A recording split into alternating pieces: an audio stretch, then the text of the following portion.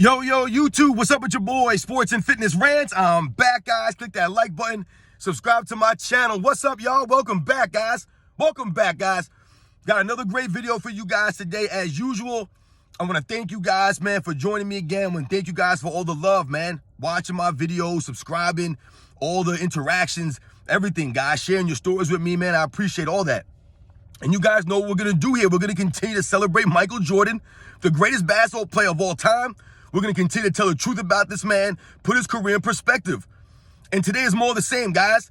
In this video, I'm going to speak about Michael Jordan's Defensive Player of the Year award and Michael Jordan's mentality on the defensive end and, you know, why he became such a great defensive player, guys, right? We're going to talk about that in this video. And you guys know what to do, man, right? So turn that volume all the way up, right? Hit that play button. Listen to my voice. Listen to the information, guys, right? These videos are for educational purposes. And let's roll. So yes, guys, if you found my channel, guys, I've done a couple of videos on Michael Jordan's defensive abilities, and I've compared him to guys like Scottie Pippen, and I've talked about Kobe Bryant and others, and I've talked about Michael Jordan just, you know, as a defensive player, right? His career. But in this video, I want to focus on something, you know, or just focus on Michael Jordan's mentality and why he became a defensive player of the year, or why he became the defensive player that he actually became. You know, we're going to talk about that because, you know, I think that over the years, Michael Jordan's defensive abilities have become overshadowed or forgotten, somewhat underrated, right? Over the years, because we're always talking about his, you know, crazy offensive game, right? The greatest offensive player in the history of the game, right? The greatest scorer. Right, so when we think about that, and that's what most people focus on. So they don't really talk about Michael Jordan's offensive abilities, and it's kind of lost a little bit of the shine that it actually should be getting. Because to me, Michael Jordan being great on defense is a testament to his work ethic and his mentality, guys. And what do I mean by that? So I remember hearing a story, guys, and it was Michael Jordan in the 1987 season, right? The 86-87 season, which was his first season back from the foot injury, guys, right? It was like his second full season. And if you guys remember that season, he was averaging like 37 points a game. He was putting up these ridiculous games. I mean, he was dropping 40, 50 points like almost every night, guys. I believe in that season, he had about 35, 40-point games that season, guys. I mean, he was going crazy, right? Scored over 3,000 points in the season. The first player to do that since Wilt Chamberlain, the only player since to have done that. And the story goes that Michael Jordan was walking off the court. I don't remember, you know, what part of the season was or whatever, but he was walking off the court, you know, after a game, and one of the sports reporters came up to him and was like, "Oh, Mike, you know, Michael Jordan, your offensive game is incredible, you know, this and that." He's like, he said the reporter said, though, "You don't have a defensive game, though. You know, you're really great on offense, but you really lack a defensive game. It's lacking." That's what the writer said to Michael Jordan. This is the story goes. And we all know what happened that next season, right? Michael Jordan would go on to win a Defensive Player of the Year award while leading the league in scoring, right? It's never been done since. You'll probably never see anybody do that. And when we think about a story like that, and you think about a reporter saying that to a Michael Jordan, when I say that Michael Jordan's mentality, right, his mindset, his work ethic, who he was, is the reason why he became a great defensive player, is because that was what it was, guys. His total game was being overshadowed by his offensive prowess, right? His offensive greatness was overshadowing all the other aspects of his game. Michael Jordan was an excellent playmaker. I've done videos on this, guys, right? Excellent playmaker, but he doesn't get talked about a lot, right? People think that Michael Jordan wasn't a great passer, or he couldn't pass, or he didn't pass. His overall game is beautiful, and it always was. But what was the problem? He was getting a lot of his shine on the offensive end, rightfully so. He was doing things on the offensive end we had never seen before. We had never seen a guard do this, right? So people were enamored with this. They always talked about it, but he felt that he wasn't getting the credit he deserved on the defensive end. And a comment like that from a writer was all the more fuel that he needed, right? Because there were other people saying the same things, that he was this great offensive player. And like I said, he was getting a lot of shine for that, but he wanted to be known as a great all-around player. And when we say the word all around, these days it's gotten lost. People consider someone an all-around player if they can shoot a little bit of a three-point shot and they can make a nice pass here and there, right? They're a decent playmaker. They consider that to be an all-around player. That's not an all-around player, guys. All around, when I was growing up back in them days, was a player who played on the offensive end and on the defensive end, right? Gave effort on both ends, hustled on both ends. They didn't rest on defense and play offense, or rest on offense and then just play defense. If you wanted to be a legendary player, a great all-time great, you had to play on both ends, guys. You had to. You didn't have to be all-time great on both ends, but you had to at least give the effort, right? You had to try. It mattered. So, that was one of the things about Michael Jordan, his mindset, the mentality, right? To not just want to be known. I mean, think about it.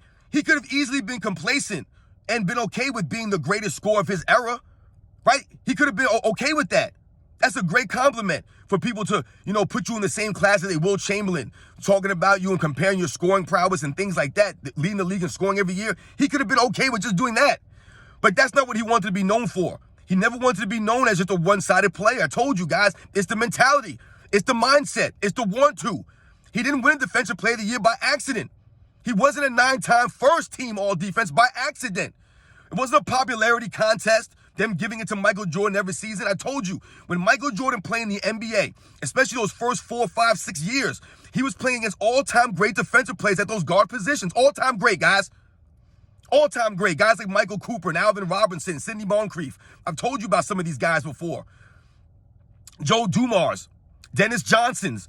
These guys are legendary defensive players at the guard position. So for Michael Jordan to be winning these all-defensive awards and getting a Defensive Player of the Year award in an era where guys actually tried to play defense and hustled with all-time great big men, I mean, like I said, it goes to the mindset. Never letting go. Never, falling back and be like, you know what, I'm good, man. I'm averaging 32 points a game every season.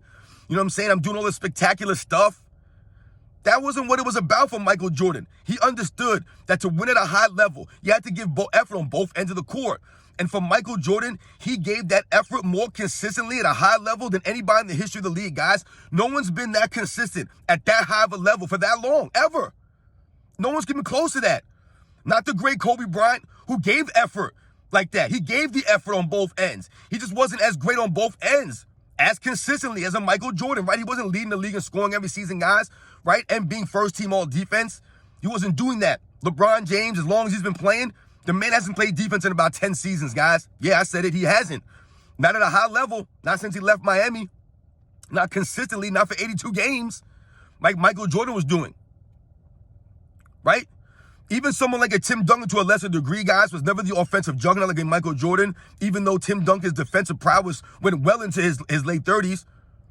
One of the all-time great defensive players, one of the all-time great two-way players, but he wasn't on the offensive end, the level of a Michael Jordan, right? We think about someone like a Will Chamberlain. I've told you guys in the past, Will Chamberlain's greatest strength might have been his his rebounding and his defense. Those might be his two strengths. Whereas I've told you, Michael Jordan had to literally carry the Bulls offensively every single season to a championship, guys. That's right, carry them offensively, guys. Never play with another offensive scorer, a guy that can get him 25 a night, a guy that can go get a basket at a high level, a guy that could close out a game. He never had that guy. He always had to be the closer. He always had to average 30 plus.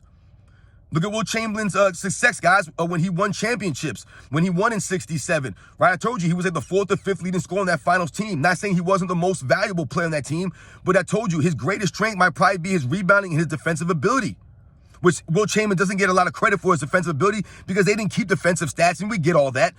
But if you listen to historians, they'll tell you the truth. Will Chamberlain was doing crazy things on the defensive end. It wasn't just Bill Russell, who's actually known as the greatest defensive player of all time. Will Chamberlain was doing similar things, guys, and scoring 50 points a night. It was, just doing crazy stuff. But back to Michael Jordan. I just want you guys to understand the mindset that Michael Jordan had. When you think about a sports writer saying that to him, telling him that he didn't have a defensive game, right? Those are the kind of things that pushed him. He wasn't being known for his defense. It wasn't being recognized. He wanted to be recognized for his defensive end, right? So you think about that 1988 season, guys. Like I said, it wasn't an accident. He was basically saying, you will recognize me because I'm going to be so great. You can't ignore it. And they couldn't.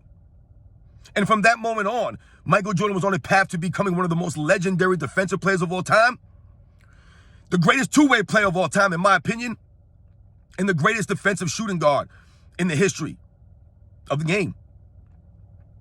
Michael Jordan had to want to. Remember, I always tell you guys that half of defense is your want to.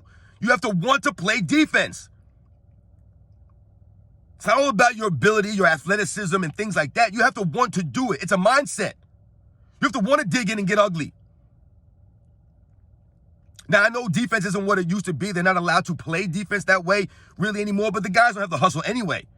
You can tell the hustle's not there as much on a consistent basis. So shout out to Michael Jordan.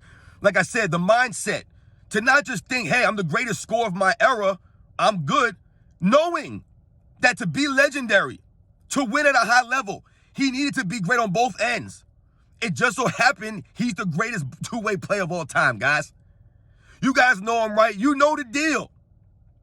We're going to continue to celebrate this man, tell the truth about Michael Jordan, guys. I'll catch you guys on the next one.